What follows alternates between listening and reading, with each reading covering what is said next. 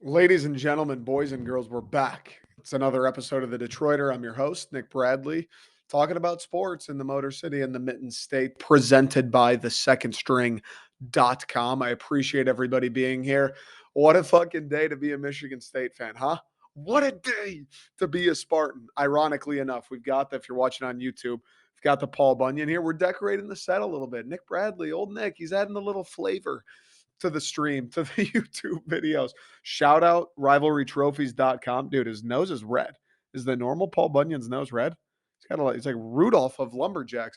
Shout out rivalrytrophies.com. My man's Pat hooked me up. We got the Paul Bunyan trophy. I got some Christmas ornaments over there. Look, if you've got family members, they're Michigan fans, Michigan State fans, and it's not just limited to Michigan State stuff. I got a couple old brass spittoons over there, a couple Paul Bunyan ornaments. He gave me this like replica. I'll hold it up real fast. This like Paul Bunyan replica. It's fucking sweet, dude. It's got some nice weight to it. It's a good size. It's badass. And being the guy that I am, I have like zero decorations in my apartment. So I am very grateful to Pat. Check it out, rivalrytrophies.com. Great time, great Christmas gift. It's in the season. Check it out. It's a good time to be a State fan, though. What a fucking game. That Kentucky game. What a game, bro. What a game. Are you kidding me that they pulled it out? I'm going to be honest. I'm a pretty positive guy. I was sitting there. That second half was winding down, and I was just thinking, this is a fucking rerun of the Gonzaga game. We're trailing by one. We're trailing by two. Every time we get a lead, we give it right back. And it just doesn't feel like this thing's going to end the way we want it to. It feels like Oscar Toshibwe or whatever his name is too much. It feels like Maddie's going to foul out eventually. And once that happens, we're toast. It feels like when we need a basket, so many times we need a basket, we miss a contested two, and the possession isn't quite what we need it to be. It felt like it was going that way the entire time down the stretch. And somehow, some way, Kentucky misses a couple free throws. MSU gets a stop or two. Oscar takes a moving charge foul or moving screen foul when we need him to. We cash in a couple big moments. Tom Izzo, dun, dun, dun, dun, dun, dun, dun, the Wizard of Oz, in the out of bounds plays. I mean, the first Malik play, I don't know what that was. I think Kentucky just brains were off. Malik right under the basket, wide open dunk. But that second one to send it to double OT, Tyson or AJ Hogard with the fucking Hail Mary piece to Tyson Walker over to Malik, fake one to make one dribble. And the whole time Tom Izzo's sitting on the benches. Oh yeah, I knew that was going to work. Are you kidding me? In what world doesn't that work? I mean, Tom Izzo, that Gonzaga out of bounds play to win it wasn't anything good. Actually, it was fucking bad. But boy, oh boy, did he redeem himself. That full court play, Hogard to Walker to Hall to the slam, was unbelievable. I can't imagine what Kentucky fans were thinking watching that. Like, they drew that up. They drew up that like perfectly executed. Every single thing was about it was just so perfectly done. And of course, the play itself, Joey Hauser comes down, kind of gets Tyson's guy off his path. AJ looking like Aaron Rodgers circa 2012, just right in the bucket. One dribble from Tyson over to Malik. Pump fake to the corner to Akins. One dribble, slam. Let's go to double overtime. A Shebue, he fouls out. And right when he fouled out, it started to feel like, okay, win the fucking game. Now it's ours. Their best player, the national player of the year returning, he fouled out. The guy that they've been going to the well to every time they need a basket. The guy, even when they don't get a basket, just cleans up the glass and draws a foul or puts it back. The dude who single-handedly was keeping Kentucky in the game, really. It was single-handedly the reason Kentucky was winning that entire second half and overtime. He's gone. Now you take these guys by the throat and fucking put them under and win this thing. Gonzaga was fun. Aircraft carrier, close game, 10.5 point dogs, and we took them to the wire. Number two team. That was great. That was awesome. We saw we could play. Maddie showed some flashes. Hogard was great. That was a great game, no doubt about it. But when we lost that game, as great as it was, and being there, the spectacle of it all, you still left with a sour feeling like, fuck, we should have won that game. We should that. I know that they're the number 2 team and we're unranked, and it was like, "Oh, shit, Michigan State, look at these guys, they're in this game, who would have thunk?" You left it like, "We're better than those guys. We should have fucking won that game." That's exactly how this Kentucky game went. It was getting down the stretch where it was same shit. "All right, this is cool. We're in the Champions Classic." It's Duke, it's Kansas, it's Kentucky, all ranked in the top 10, and then it's unranked Michigan State. This is great to be here. Another great recruiting ploy. We're gonna be on ESPN prime time. Everybody in the country who cares about college basketball is watching that game. Tom Izzo versus John Calipari, legendary coaches duking it out. Legendary brands, Kentucky, Michigan State. You knew it was going to be a good time. You knew it was going to be fun. And it was a similar type thing. I think State was 6.5, 7.5 point dogs going in. And as the game progressed, and it was clearly evident, like, hey, MSU can hang with these guys. MSU can play. Obviously, we saw with Gonzaga. Now they can play with Kentucky. Shit, MSU might be legit. They might be able to hang with anybody in the country if they can go toe to toe with these two guys. That was nice. It's a good feeling. It pumps you up, but that's not what we were there for 2 nights ago. When that game got into it a little bit, it went from this is pretty cool, this is pretty fun to fuck that. Fuck the moral victory. Fuck talking about how MSU might be better than we thought. Sissoko looks great. Tom Izzo might have something. Forget that. I don't want to talk about, well, we hung in there. This team might be better. I want to talk about how this team is better. I want to talk about how they won the game. I don't want to talk about how they hung with Kentucky and made it interesting. Probably the more talented team, the returning player of the year. Man, MSU, good job. Sissoko, what a project he's been going at it with in Shibwe. I don't want to talk about that. I literally can't say that guy's name, by the way. I want to talk about how Michigan State did go to toe with them and beat them. I want to talk about how Sissoko, the project, who Tom Izzo, all of the chips in the offseason on Madi. I want to talk about how he stayed in the game longer. He played smarter and he was there for his team on the floor when we needed him to win the fucking game. And that's what we did. That's what I wanted to talk about as the clock kept ticking. Overtime one goes by. Overtime two's winding down. I don't want to talk about what a great game. I don't want to talk about how good Joey Hauser looked and wow, what a battle and the grit in this team. I want to fucking talk about how Michigan State just clocked the number 4 team in the country in a battle in what's going to stand as the game of the year, probably close to tournament time. I mean, that game was unbelievable. That game was unbelievable. Are you kidding me? As a neutral college basketball fan, that game was fucking nuts. The end of regulation was crazy. The end of the first overtime was crazy. It was a track meet at points. The refs were pretty good, not too many whistles. It was pretty fluid. Guys were making shots. There's talent everywhere, right? You got Tom Izzo, you got Calipari, you've got Michigan State, where it's the more experienced, not quite, as talented or revered NBA prospects on their side. And then you have Kentucky, where all these guys, McDonald's All Americans, when are they going to go to the league? What does their NBA future hold in store? It's kind of like the age old when MSU plays a Duke or plays a Kentucky, where it's like the young fucking nuts talent guys versus the experienced. Maybe weren't the biggest recruits, but they've been with Izzo for 3-4 years. They play hard. It was like a perfect balance, a perfect matchup. And MSU finding a way to win it early on after that disappointing Gonzaga loss, it felt fucking good, especially considering we were down like the entire game. It felt like we were down by 1 for the entire second half. Like every time we got close or we tied it or we even got a 1 point lead, Kentucky right back, leads up to 2, leads up to 3, leads up to 4. It felt like one of those games where it was like, ah, ah, like when you're touching your toes and you can just feel that shit burn, and you're like, God damn it, am I ever gonna be like, will I be able to hold this? I don't know. It just felt like, nah, is this thing gonna be out of reach like this all game? Are we gonna be that close, but no cigar all game? And credit to the guys on that fucking team, dude. Everybody battled defensively, offensively. Every time Kentucky got a little momentum, and it started to feel like, oh shit, we got to do something here. Oh shit. MSU was right there to answer the bell. MSU was right there battling back and answering and keeping it a one possession game, keeping it within striking distance. And when it came down to it, like I said, Kentucky split a couple pairs of free throws. MSU made a couple shots. Tom Izzo drew up a couple incredible plays, and State came out on top. And it felt like we fucking needed it.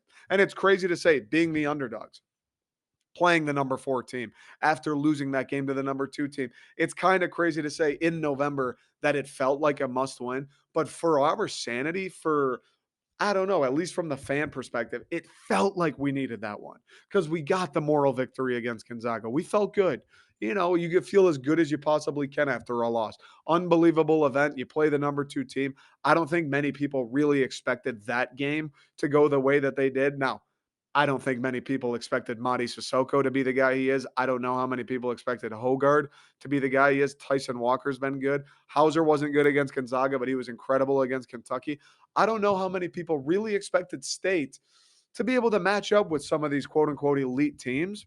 But after the moral victory against Gonzaga, being in that same position in a similar type event, like all the eyes are on you, it's you against Kentucky, the top of the college basketball world. It just felt like a moral victory. Getting close and losing by one wasn't going to do it. It felt like one where it was like, fuck that, win this time. You had the one. You had the one where you're close, no cigar, you didn't quite get it done. Get it done this time because you can. You're right there. You're proving it to everybody. You're proving it to the fans. You're proving it to neutral observers. You're proving it to Izzo. You're proving it to yourselves in real fucking time. You belong. You can hang with anybody. Kentucky, Gonzaga, give me Duke, give me Kansas, give me UNC. I don't care who it is. You can hang with anybody. The moral victory was nice. It was cool to go to San Diego and play on the carrier. Yeah, you lost tough. Fucking win this time.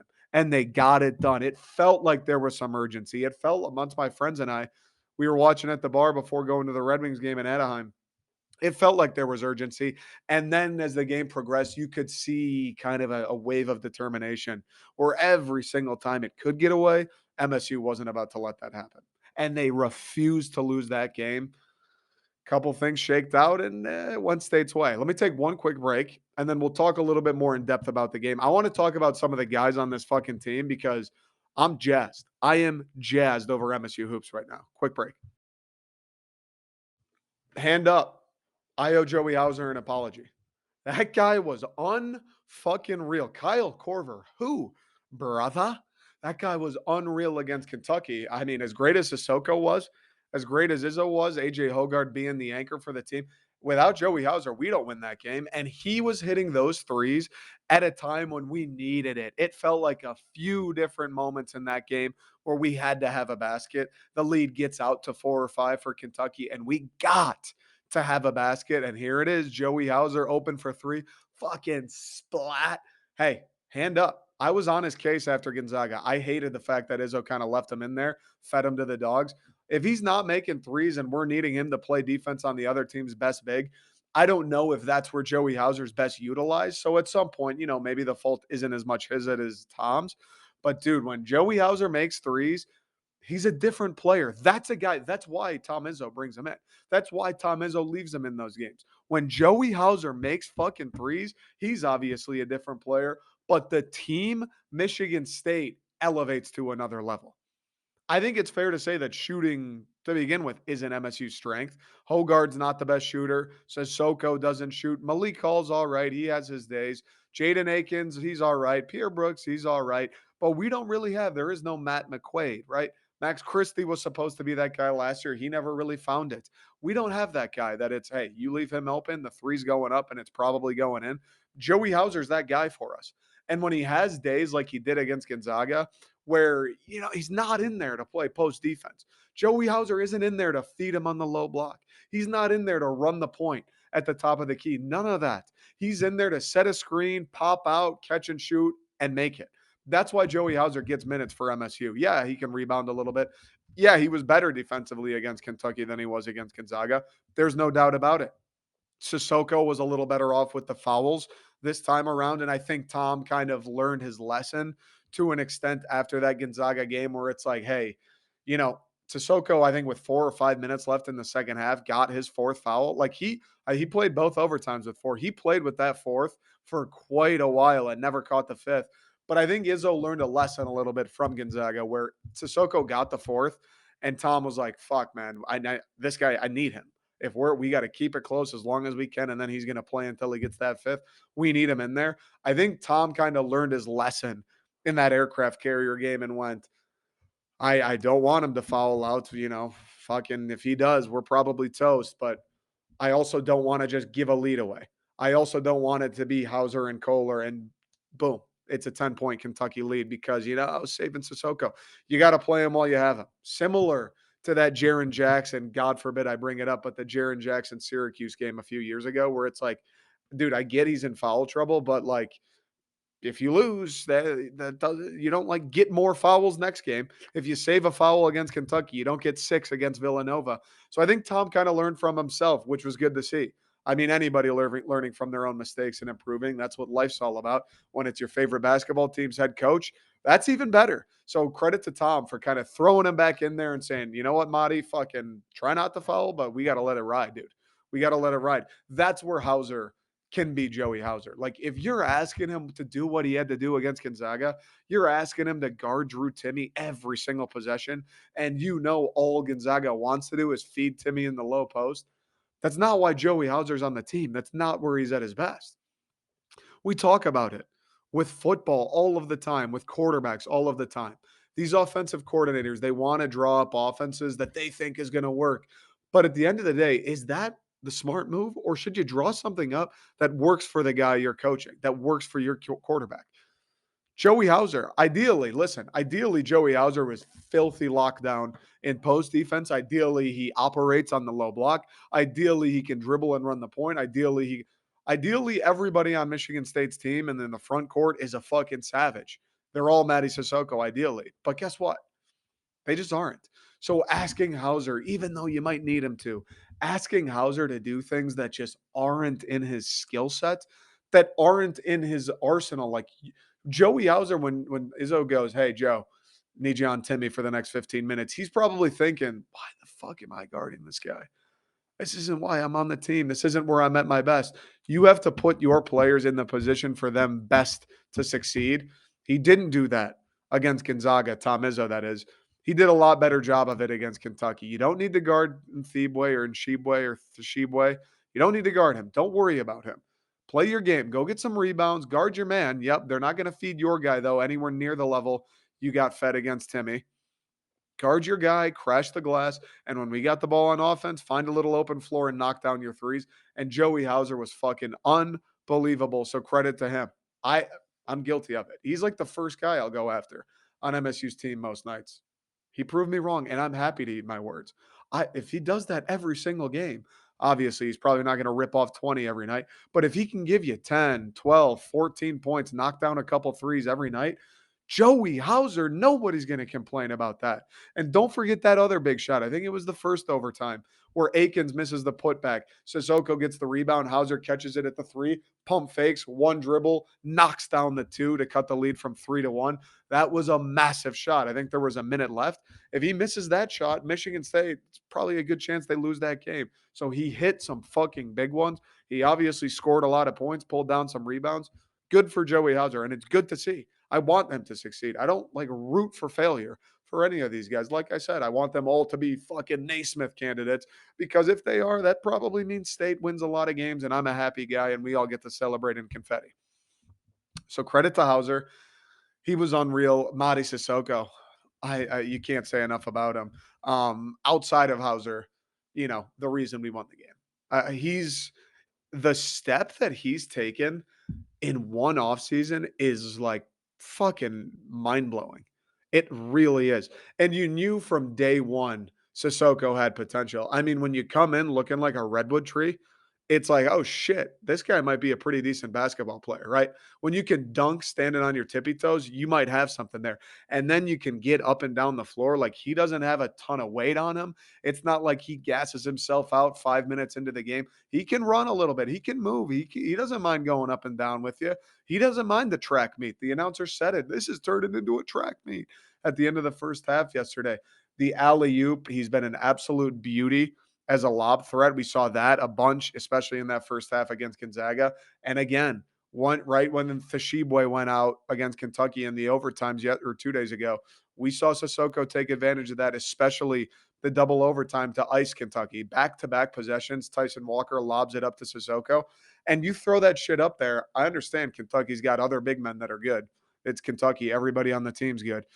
There aren't guys that look like Madi Sissoko. Like, I don't care what you were ranked in high school. I don't care if you went to Oak Hill Academy or where you came from. Plain and simple, forget college basketball. There aren't a ton of guys in the NBA, in the world, that look quite like Madi Sissoko, and he's gotten so much better at coordinating. Because I think he had a little bit of the, like, puppy dog syndrome where, like, you're too big for your own good, and he couldn't catch, wasn't super coordinated, didn't really see him go up or be that lob threat last year, and all of a sudden, it's pick and roll, pick and roll, pick and roll, run the rim, and you're gonna get open. And even if you're not open, Hogard or Tyson are just going to throw it up so high that nobody else but you can reach it, and you just fucking yam that stuff down. He's been unreal, and also protecting the rim. Right, he's our guy. Malik Hall, I love him. I would love for him to get more touches, and I love him defensively. He's not much of a rim protector. Hauser, Kohler, Cooper, nobody really on the team's much of a rim protector aside from Sissoko. So he's been a godsend. Without him, this team has nothing. This team's got absolutely nothing. Right. So shout out to Tom Izzo, because I think a lot of people gave him some grief. Where last year we were hoping to see a step from Madi. Last year, I think people had hoped he would be the guy he's been through 3 this year. Wasn't quite. I think he did improve a little bit more, right? He got a couple more minutes. He's starting to figure it out.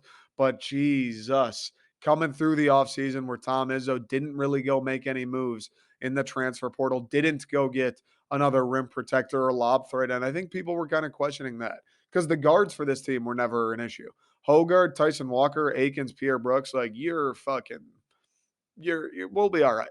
We'll be all right as far as the guard position is concerned. But where is the front court? I mean, Jackson Kohler, Joey Hauser, and Carson Cooper. Those guys aren't going to play a ton of defense. Those guys aren't going to block a ton of shots. They're going to struggle when they play the Oscar Tshiebwes of the world. You don't have anything backing up Madi. And even still, forget backing up Madi. You don't have an alternative to him. I mean, based on what we saw last year, it was a bold move from Tom Izzo to kind of put his nuts on the table and go, no, we're going to ride with this guy. The guy I recruited, no, he's going to be our fucking center. He's going to be a good player. He's going to be a problem. Tom Izzo knew it. None of us did. He bet on himself and he bet on his guy. And my God, bet of the year for Tom Izzo. Put that on the sports book. Bet of the year, Madi Sissoko emerging as a star in the front court for Michigan State. It's going to be interesting because, listen, we're going to go into Big Ten play. You're going to start banging bodies. It's going to be physical. God forbid he gets injured. He goes up for those lob threats. He's off his feet a good amount. He does have that lanky body. And not only that, like, he's going to get into foul trouble at some point. We saw it against Gonzaga. It's the reason we lost the game. Yeah, it is. It just is. When he was in the game, we were a totally different team. And being a team that doesn't have a ton of outside shooting, that scares me even more. We're going to play a tough schedule. Madi Sissoko is going to get into foul trouble. That's when we're going to have to find ways to win. If he's on the floor, I love this team against anybody. I love Hogard, Tyson Walker, Malik Hall, Sissoko, and maybe a Joey Hauser. I love this team against anybody. Sissoko goes out with foul trouble, and now Hauser's your 5. That's where it's like, all right, we're going to need to figure some shit out. That's when we're going to find things out, not only about the team, but also about Izzo, because Izzo's not an idiot. There's a reason you're Tom Izzo. There's a reason he's a fucking legend. I think he's already a Hall of Famer. When he said we're keeping Sissoko, when he doubled down on that and he didn't go get anybody from the portal, you got to have some idea of, hey, let's say Sissoko is the best player in the country. He's the best big man in America. You got to have the thought in the back of your mind, A, he could get hurt, or B, he's going to foul out at some point. What's the answer? So that'll be interesting to see. But my God, when he plays, he's fucking dude. He's very good. He's very good, and we knew the backcourt would be. We knew Hogard would be a dog. Tyson Walker's been good. He stepped up late in overtime, hit a couple big shots. The one mid range with the guy fucking putting his palm on his tongue. That was a. I was gonna say it's too aggressive of a bad word, but that was a hell of a shot. Um, Hogard is just unbelievable with the basketball, getting into the lane, passing, finding Sissoko, finding Hauser, finding the shooters. I mean, he's obviously not Cassius Winston. That not many people are or ever will be, but he's been great. It's just every time it feels like he makes the right pass, right? AJ Hogard. Jaden Akins, he had a pretty nice game. There were a couple moments where it was like, It felt like he was on the precipice of having that breakout because he hasn't had that game yet. The game Joey Hauser had yesterday, he's had a couple times. He had a couple of those last year. He's had some of those before where he's just raining threes, and it's like, fucking thank God for Joey Hauser. Jaden Akins hasn't had that game yet, but it feels like it's coming. I know a lot of people, myself included, have said Jaden Akins is going to be an issue this year. Watch out. And he hasn't quite had that game yet, but it feels like it's on the horizon. I like Pierre Brooks. I think he's getting better. I think he is a welcomed addition too because he can kind of play that guard role, the guard wing role, but he's a big body and he'll go get rebounds. Like if that day comes where Sissoko fouls out, I think you can play a lineup that's Hauser, Hall, Brooks, and that's, you don't have the traditional center in Sissoko, but that's a pretty big lineup. Brooks can man up. Brooks can get a guard and he can body people down low. He's a thick fucking kid. Like he's built like a power forward a little bit. So I like Brooks's game. Didn't see much of Trey Holloman. Is what it is. It's tough. Like that, he's in a tough spot, dude. Where our guards are deep. We run deep. Jaden Akins like comes off the bench and he's fucking really good. So I'm sure we'll see more of Holloman, but that game Izzo didn't want to play him, and obviously it worked out. He had it right. But man, what a game. Michigan State, I think, is going to be good. And it's easy to say that now, but listen, you have a guy like Sissoko where he's the exact type of guy that gives Michigan State problems every year. Just those big men that are like oversized, freakishly sized, and he's got some athleticism to him. He can hit that little, it's like a 8 foot turnaround jump shot. He can hit that. He's an absurd lob threat. He plays defense. He runs the floor. Like Mahdi is going to give pretty much everybody problems. I mean, he had a great game going against Thashibwe. What the fuck? Who's next? Who's going to be better than that? Who's going to give Mahdi more of a difficult time than him? So he's going to be an issue. Holgard is going to pick defenses apart all year. Tyson Walker, the aggression from him, it's a beautiful thing. We said it at the end of last season. I said it, I think, last week on the pod. Like Tyson, if he realizes, when he realizes, oh shit, I'm good at basketball, that's when he's at his best. And he did a good job against Kentucky. And the rest of the guards, the depth, Tom Izzo, he was unreal. It's going to be a fun season. I'm excited to heat up and get into Big Ten play. I mean, I'm excited for Villanova Friday. That's why I fucking love Michigan State. We play Gonzaga on a carrier. The next game, number 4, Kentucky. The next game, Villanova, Michigan State at the Breslin. Come on, dude. Come on with that. That's why you come to Michigan State. That right there. Everything, it just means more. It's bigger. It's better here. And listen, I know I haven't said a word about Michigan basketball. I haven't watched a minute, full disclosure. I know they had the run in with Eastern, kind of a close game in Detroit. They're smashing. I got the game on in the background. They're smashing Pitt by 21 right now. Look, Michigan's ranked 20th. They're about to go move to 3-0. It's going to be another year of what people in the state of Michigan love best. Michigan, Michigan State vying for the Big Ten title. Michigan, Michigan State being two of the premier basketball programs in America. Michigan, Michigan State being the best two-sport rivalry in the college football world, college sports world. It is what it is. It is what it is. Michigan's going to be good again. And they thought State was going to go to sleep. Fuck no. You're going to have your hands full with us too. And I can't wait. That's when college basketball is at its best. That's at least as an MSU fan. And I feel like it's got to be the same as a Michigan fan. When those games, when it's a Saturday and it's CBS, U of M, MSU, 1 p.m. tip off, and there's numbers by both teams' names, that's when you're like, dude, I want to win this game, all of that stuff, but you just soak it in going into those games. Like, I fucking love being a part of this. I said it before the football game on Halloween, but it's the same thing as we're getting into basketball. I love that our two teams, it feels like, kind of dictate the Big Ten, or at least have a chance to, year in and year out. It's unfucking real. All right, let me take a quick break. We just went on basketball for a little while, but man, I'm fired up and I haven't spent really any time on basketball yet. So I'm excited. I'm excited for the season. We'll take a quick break. I want to talk about the Lions this week. I want to talk. I don't really want to talk Michigan football. I said what I was going to say. They're playing. Who are they playing? Illinois. They're going to smash them. That's it. They're going to smash them. That's it. Maybe a couple minutes on MSU Indiana, but it's same deal. MSU, Indiana, it's same deal as the last couple of weeks. Indiana, I don't think is very good. Michigan State, I don't know. We're okay. Yeah, let's win. Let's get to bowl eligible. Let's run the ball. Throw it to fucking Jaden Reed and Keon Coleman. If that hasn't been made apparent to you, Jay Johnson, throw the ball to your two best players and things typically work out. The offensive line's getting better. And I hate to say it, although I don't really because it's fucking Indiana, but it's Indiana. It's Indiana. I feel like we should be able to beat Indiana. It's not going to be the end of the world if we lose. The end of the world happened when we lost that game to Minnesota. It's been the up and up since then. It sucked losing to Michigan, but we've bounced back from that. We've bounced back from that horrible tunnel incident. It's been pretty good, all things considered, for the green and white. I'd like to beat Indiana. I'd like to be bowl eligible. I'd like for these guys, the young ones especially, to get a couple extra practices. I'd like to have a Michigan State game to turn on sometime in December. I would enjoy that.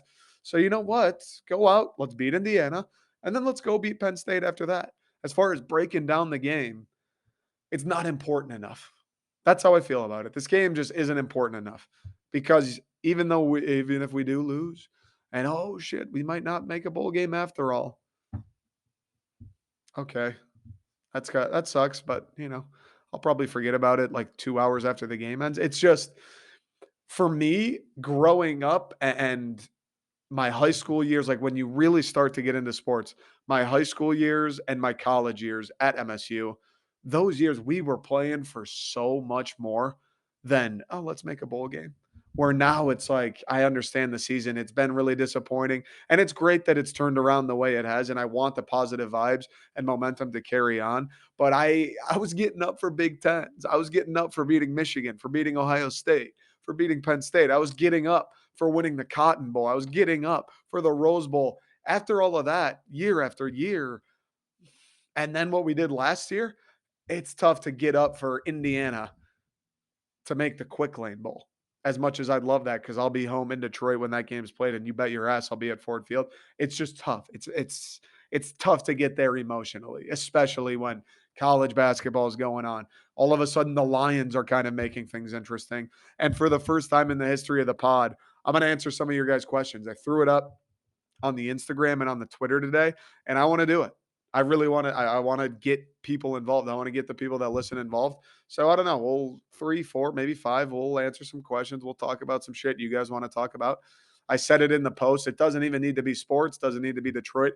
You could be talking about how do you feel about Pop Tarts. Let's get into it. Let me tell you anything. So we'll do that. Little break. We'll do some Lions, and then we'll answer some of your guys' questions, and we'll get out of here. The Lions are in a pretty interesting spot because it's been a bit of a roller coaster this year, right? We started off, and typically, as Lions fans do, or at least half of us, people are throwing them in the garbage before one snap of football's been played. And then they play the Eagles, who were probably a top 3 team. What, Bills, Vikings, Chiefs, Eagles, at least at the top 4. They play the Eagles. They keep it close. It's a dogfight till the end. They make a little bit of a comeback in a game that every fucking Lions team, as long as I've been alive, just rolls over like a dead dog and loses by 20. They come back and make it interesting. And then the Vikings game, same deal. They kind of blow it, but it's like, hey, shit, we might have something here. They beat Washington. Okay, let's work. And then it goes off the rails for a few weeks. People are talking about get rid of Dan Campbell. He was never going to work. He's not the guy. Fucking losers. And then they come back with a couple more wins. Now, I'll admit it. After what game was it? Who'd we get smashed by? The Pats game? I was like, all right, yeah, we're bad. Yeah, we're bad. We're not going to win a playoff game. We're not going to make a playoff game. Forget winning it. We're really fucking bad. The Seahawks lost before that killed, but they getting smoked 29 zip by the Patriots. That's when it was like, we're no good. Yeah, we're no good. And then you lose to the Cowboys in another bad game. You lose to the Dolphins. And by the time we had lost to the Dolphins, I think everybody is safe to say kind of mailed it in. Like this season's over. Let's wrap it up. Let's get a top 3 pick. Let's use some of this cap space and I don't know, win more than 2 games next year, I guess. That was kind of it. And then they beat Green Bay, who's been struggling. But again, I've said this on here before. I know Green Bay's bad and Aaron Rodgers has not been the Aaron Rodgers we've come to know. But that game in Detroit, that game is notorious for the struggling team's launching point. Green Bay's been bad. Aaron Rodgers can't figure it out. Oh, but worry not. They played Detroit, they killed them, and now next thing you know, they're in the NFC Championship. Historically, that's what that game is. But no, no, no, no, no. They found a way. They got it done. They almost blew it. They almost blew it. They almost made it the Lions to a fucking T in that game. And they didn't. They figured out a way and they got it done. And then the following week, the Bears are surging. Justin Fields has looked great. Chicago's kind of buzzing that, you know what, there's been a little back and forth. Last year wasn't great, but we've got the new regime in with Ryan Pace, Matt Eberflus, Justin Fields in year two. He can fucking run. He can throw. The guy has an okay O line and zero weapons, and he makes plays. The Chicago Bears, who are synonymous with the word anemic, all of a sudden score fucking points and it's being celebrated as it should in Chicago. And you still should be fired up. And it's kind of the same deal. Here come the Detroit Lions. Yeah, they just beat the Packers, but their season's over. They're playing for a pick. The Bears are in the same spot where it's like, shit, I know we're not good. I know we're in the rebuild. This is year one, but we beat the Lions today. We're tied for a wild card spot. The Bears, I'm sure, are looking around going, fuck rebuilding. Let's win. We can win. We have Justin Fields. Win the fucking game against the Lions of anybody else? Yeah, let's win the fucking game. And the Lions go to Soldier in some bear down weather, right? Cold as fucking balls. I'm sure it was windy. And they go in, they're down 14 points, and they scratch and they claw. And again, in a position where Lions teams of old, and by of old, I mean the last 24 years straight, in a position where all of those teams roll over and die. You know what, Justin Fields, you're up 14. It's the third quarter. Just beat us by 28. Uh-uh. This team fights. This team's battles. Jeff Okuda makes a play. Aiden Hutchinson makes a couple plays. Amon Ra has himself a great game. DeAndre Swift is back. The offensive line doing everything they need to do. Jared Goff didn't play out of his mind, but he played well enough. And the Lions keep it going. We make a couple fucking field goals, if you can believe that. And the Lions scratch, claw, tie it up, and end up winning this thing in Chicago. That was Chicago's game to win. The storyline, the narrative, the momentum amongst either team, where each team was going, even though we had just beaten Green Bay, it still felt like the Lions' trajectory was let's go get a pick and see if we can't get Bryce Young. And the Bears were going, yeah, I get we're rebuilding, but you know what? Picks aren't guaranteed. We're kind of frisky. Let's go win. Let's see if we can't sneak into a wild card spot or at least keep the good times rolling as long as you can. They thought, I'm sure of it. They thought, oh, the Lions, we're going to steam them. We thought, as fans at least, like, fucking A, Fields is the exact type of guy that gives us issues. I mean, we couldn't do a thing against Geno Smith or Bailey Zappi. What are we going to do against surging Justin Fields? And out of nowhere, the Lions win. Culture win, big time for Dan Campbell. His first 2 game win streak, first road win. First time the Lions have won a game after being down 14 or more since 2003, I believe. Massive win. Massive win. And above all of that, you won the game because Jeff Okuda is making plays, because Aiden Hutchinson is making plays, because Amon Ra has been a menace. You won the game because the guys that have been drafted in the last 2-3 years that you were counting on, that you were relying on to be the cornerstones of hopefully an ascent of the Detroit Lions, you won because they delivered, because they did what you drafted them to do. They're no mediocreness, mediocrity, fucking A. They didn't win because of that. They didn't win because they blew it, because they played poorly. They won the game because the young guys that you count on to perform at the highest of levels on your team did just that. And they beat a good team. They beat a good quarterback. I don't know about good team. They beat a very good quarterback. And listen, I know Cairo Santos shanking that thing is pretty much why we won. But Justin Fields, after he threw that pick six, they could have done the same thing. They could have rolled over and died. I'm sure it sucked the air out of Soldier. But the very next drive, he comes back and houses one like 60 yards, just the fastest guy on the planet, just right up the middle of the Lions defense. See ya, everybody. I mean, it's not like the Lions battled back and now the Bears just said, all right, here you guys go. The Bears wanted that shit too. The Bears fought for that shit too. It was a great fucking game. Bears Lions, who would have thunk it was a great game? But it's a culture win.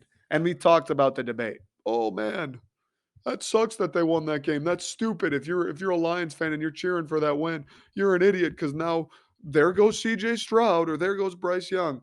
You know what's not guaranteed? A, getting either of those guys, B, getting them and then them actually being good. You know what is guaranteed? People in the locker room and in the organization feeling way better after winning a game like that.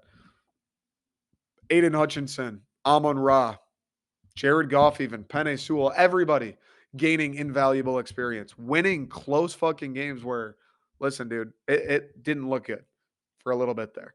Sticking it out, weathering the storm, and finding out we can do this.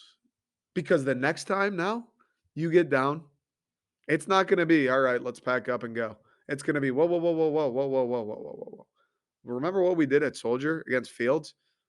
Why the fuck we can do that again? Why wouldn't we be able to? We did that shit 2 weeks ago. Let's do it again. It's a culture win. It gets people to believe in Dan Campbell. And when you have a guy and his whole spiel is, riling up the troops, fighting for each other, he's a player's coach. He's not much of an X's and O's guy. When that's your mantra as a head coach, you need guys in that locker room to be like, you know what? I know Dan isn't an offensive savant, but he's fucking right. The stuff he's saying is real. Like, we keep working, we keep grinding. The wins are going to come along. People buy in. We've got a young team.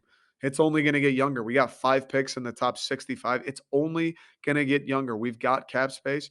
Dan Campbell, that message needs to come through. And he could be the most inspiring speaker, head coach in the fucking world. But when you lose every time you go out, that message wears thin. It's like, all right, I get it. Let's play for each other. Coach, we lose every week. You could say anything. Coach, we lose every week. You brought back my grandmother from the dead. Coach, we lose every week. How do I believe in you?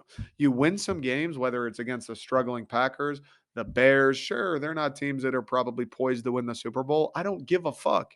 Divisional rivals, teams that I'm sure of it. Aaron Rodgers was like, all right, relax. We play the Lions this week. Teams that I'm sure thought they were going to roll over you and keep their thing going or get their thing going. Massive wins. And now that we're here, look, I wrote the Lions off. We lost to the Dolphins and it was like, pack it up. Let's go get some picks. I wrote them off. We're sitting at 3-6. We're a game out of the wild card spot. And I'm not saying we're going to make a wild card spot. I'm not saying we're going to do anything in the playoffs. But look, we're 3-6. It's within reach. It's a game. We've got the New York Giants this week. Yeah, they're 7-2. Do you believe in the New York Giants? Do you? Do you think the New York Giants are some unbeatable entity? Are you afraid of the New York Giants and Daniel Jones? Do you think they're about to march to the Super Bowl? Do you? Because I don't. And I don't think they do either. And I don't think anybody within a 100-mile radius of the Big Apple does either. Yeah, they're 7-2. Who fucking cares? Now we've got a game where it's going to get interesting for the Lions because if they drop this is a fulcrum game. If they drop this one against New York Sunday, it's like, all right, that was fun. Yeah, those 2 weeks were good. It was cool. Won a couple times. Back to the drawing board. Let's scout some draft picks. Figure out who we're going to take. You beat the Giants on Sunday. You just beat a team who was 7-2, who is doing everything they can to make the playoffs, who I'm sure they fully believe they will make the playoffs. I don't think they think they're going to win the Super Bowl, but I'm sure they think they'll make the playoffs, and they should. You're 7-2. Of course you think you're going to make the playoffs. You beat a team who's 7-2 and thinks they're going to make the playoffs, or is confident, is dead set on doing so. That's 3 in a row. Another road win. And all of a sudden, if the cards fall in your favor, you're tied for a wild card spot. Then things get interesting. You start to look around and it's like, wait a sec. Jameson Williams is going to come play football pretty soon, either Thanksgiving, maybe early December. Jameson Williams is going to get in the mix here pretty shortly. And we need him. Dude, the wide receivers are running fucking thin. We need JMO bad. 3 in a row. Think about the games we lost early on. We got smoked by the Pats, but we weren't getting killed. We lost to the Vikings in a close one that we kind of blew. Lost to the Eagles in a close one. Lost to Seattle in a close one. Lost to the Dolphins in a close one. It's not like we've just been getting outclassed every time the Lions take the field. It's like we're in games, and that's what's made it sting that much more. We're in all these games, and we just can't quite get it across the finish line. You beat the Giants Sunday, I think the tide changes. I don't think anybody's going, look out for the Lions. These guys are going to make a Super Bowl run. Look out for the Lions in the playoffs. But it goes from, fuck it, let's get picks. to absolutely, who cares about the picks? Win as many times as you can and let's see. Because it's going to be better for the future than maybe or maybe not getting a quarterback who maybe or maybe not will be good. Winning games, people believing in Dan Campbell, proving that the formula fucking works, riling up the fan base, whether it's for later in the season and maybe a wild card appearance or next year, is more valuable than, oh, maybe you'll get the guy who will maybe be okay. It's much more valuable. If you beat the Giants Sunday, I'm back. I'm back on the fucking train. You can bet your ass I'm putting out a shirt before Thanksgiving if we win Sunday. You can bet your ass we're getting another Lions shirt, and it's clean. I've been sitting on the design since probably September, but things went off the rails. I didn't want to do anything about it. You get back on track. We are pumping up the fucking tires going into Thanksgiving. And I know it's the Bills, but hey, it's Thanksgiving in Detroit. You won 3 in a row. The place is going to be rocking. Winning's better than losing. At the end of the day, when it comes to the Detroit Lions and what's going on this year, you can talk about the picks. You can talk about the quarterbacks. You can talk about whatever you want. Winning is better than losing. Plain and simple. As a fan, as a player, for the coaches, the front office, winning is better than losing. I don't care that it'll only be our fourth. I don't care that we still may only be a game out of the wild card spot if we win. Winning is better than losing for this year and for next year and for the year after that. Winning is better than losing. Go out, beat the Giants Sunday. It's the fucking New York Giants. It's Daniel Jones. Beat them. Quick break. I'll answer some of your questions. All right, let's get into it. Pretty excited to do this. All right, first one. Here we go. The first ever fan submitted question or topic in the history of the Detroiter, soon to be a weekly segment on the show. First one comes from Lily Hassano. Shout out, Lily. Was good with it. Dylan Larkin. Is he a true Detroit captain and leader? Yeah, Lily. Yeah, Lily. Come on, Lily. Come on, Lily. I love you to death, sweetie, but come on. Did you see the play he made against the Kings like a month ago? Hustled back, open net, gets the puck out of whoever's stick it was, and the Red Wings go down and Sunquist buries one and we steal a point. Yeah, he's the true captain. Yeah, he's a leader. I mean, I understand he's not Connor McDavid, but Dylan Larkin's fucking filthy. He plays a 200-foot game.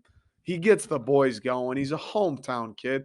The guy's like 27 and is somehow in his ninth year, which I don't understand. Yeah, he's a leader. Yes, Dylan Larkin is a true captain. And yes, he is the man for the job leading us through this rebuild. And sooner or later, this team's going to go from dropping 3 in a row.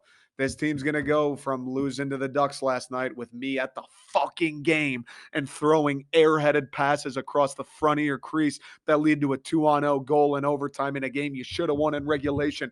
Tyler Bertuzzi. This team's going to graduate from that pretty soon, and Dylan Larkin's going to be the guy at the helm when it does happen. Dylan Larkin's nasty.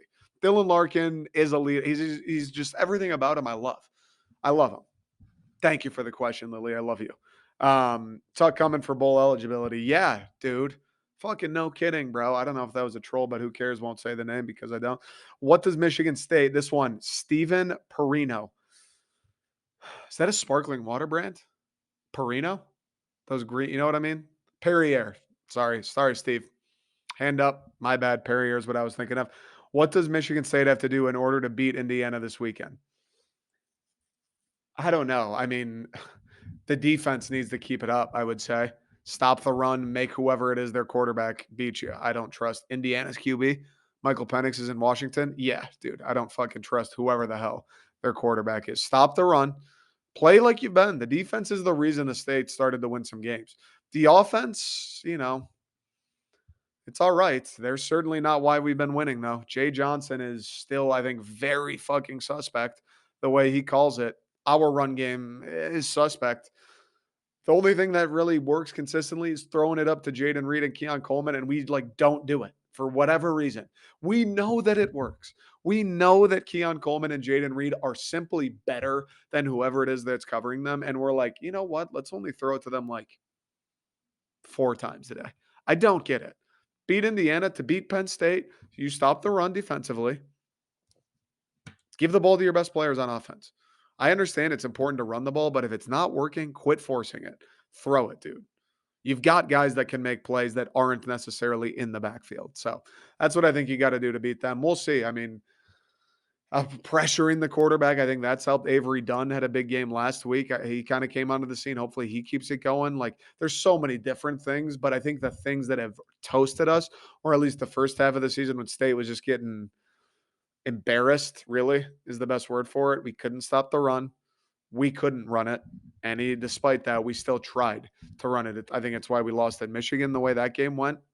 Keon Coleman was unguardable. We just quit throwing it to him. Why? Don't get it. JJ McCarthy didn't play very well. We'd let Corum just pound it down the field all fucking night.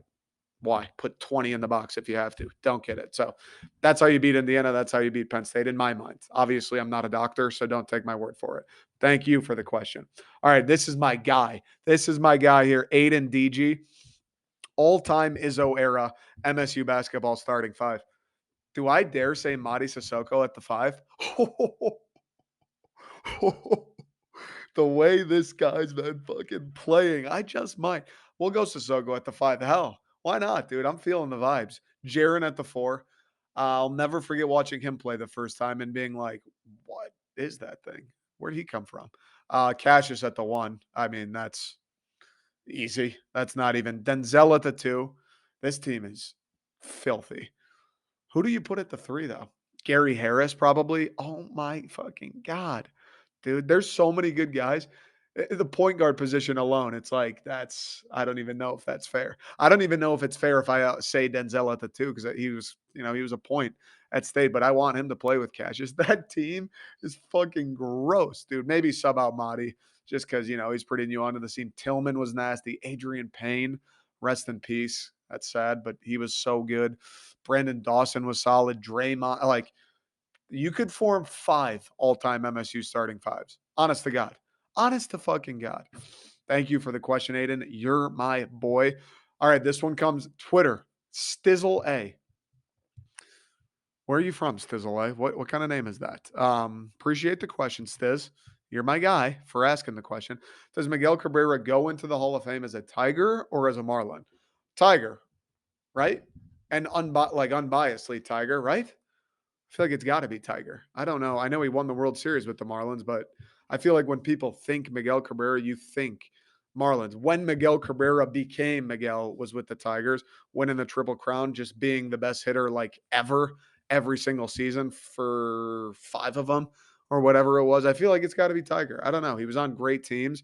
It's fucked up that those 2010 to 2015 Tiger teams never won. It still makes, but God damn it, they were good. God damn it, he was good.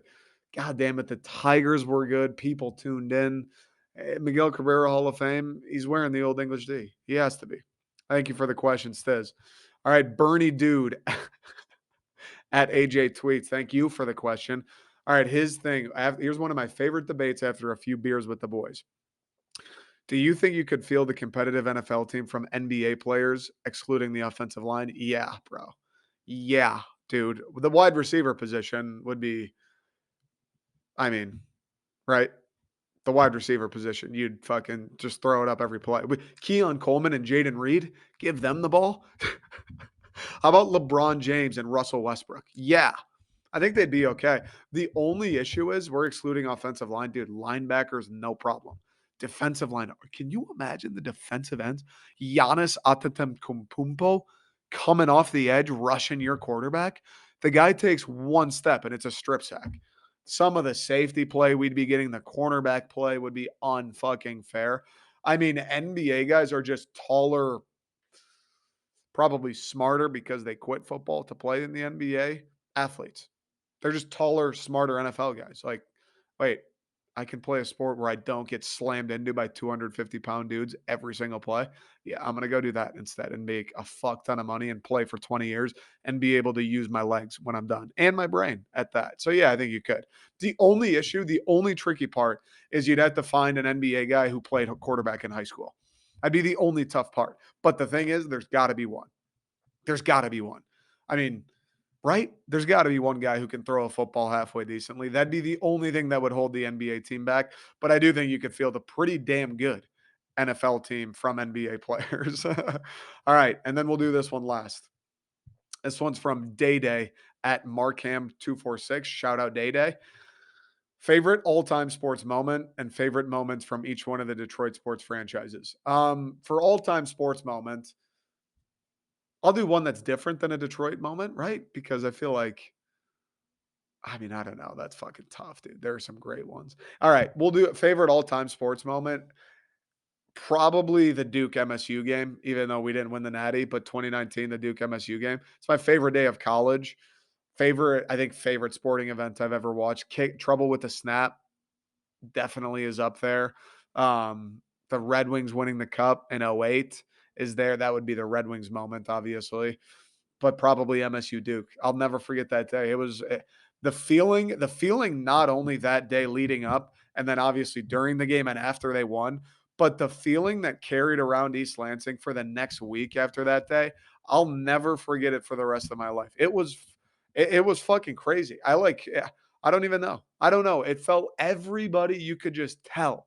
Everybody just was just like ascended, elevated, was just buzzing over the Final Four. It was something I've never experienced.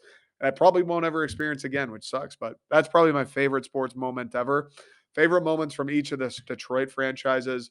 Tigers, the Maglio home run. That's my first ever like memory of sports is Maglio hitting the dinger. I know exactly where I was, who I was with, what I was doing. That's like my brain turned on that day. The Maglio dinger to send us to the World Series in '06. Red Wings is tough. Obviously the cup in '08, but I feel like that's pretty cliche. I would say fuck, that Darren Helm goal against Chicago. Was that what year was that? Was that 2011? 2012? Maybe 13? I can't even remember the year. But that goal at the Joe against Chicago in game 7, that was fucking special. Or maybe that was the Stanley Cup. That was 2009, the following year, right? Yeah, I think that was '09, the following year to send us to the cup. That goal was unfucking real. As far as Pistons, this is going to be my thinnest category, dude. I don't have many Pistons great memories. Getting swept by the Bucks, I don't know. Blake dropping 50 against Philadelphia, but I didn't watch the game. So I don't know. I don't know what my Pistons' favorite memory is. I went to a game they played Oklahoma State. It was pretty fun one time.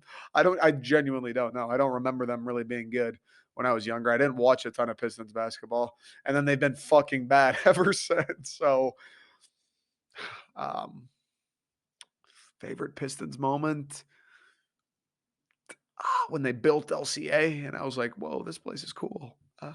Favorite Lions moment, though, that one's tough. All the games I've gone to them, they've won. The last one being I went to the Chargers game in like 2021, 2019. I can't remember which year, and they won electric. Anytime the Lions win and you're at the game, it's fucking awesome. Other than that, would love to say a playoff win, but that doesn't happen. Um, Probably beating the Cowboys. Was it 20 what year was that? When we were down all game and then Stafford just put on a fucking clinic at the end. He had that throw to Chris Durham down the sideline like 45 yards, and then I think it was the fake spike run it in game. You remember that? Was that 2015 or 2013? I can't remember what year that was, but I was at that game and that shit was crazy. That's probably my favorite Lions memory. Good question though. It's tough, dude. It's tough. There's so many now and it's so blended together and they've all been so bad for so long. They've all been bad the last 7 years that these memories, I'm like, what was my favorite game when I was 9? Like, what was my favorite game when I had to ride my bike to school? What was that? It's tough to remember. Anyways, all right. I appreciate everybody who submitted. Didn't do all of them. I want to do like 5. I'll just pick the best ones. Otherwise, we'll be here forever. It's been a long one. So appreciate everybody tuning in. Appreciate all the support, all of that good stuff. Subscribe, like, share, whatever it is. Spread the word. You know what it we're going to take over Detroit sports media. We're going to. I'll catch you guys next time. Have a great weekend.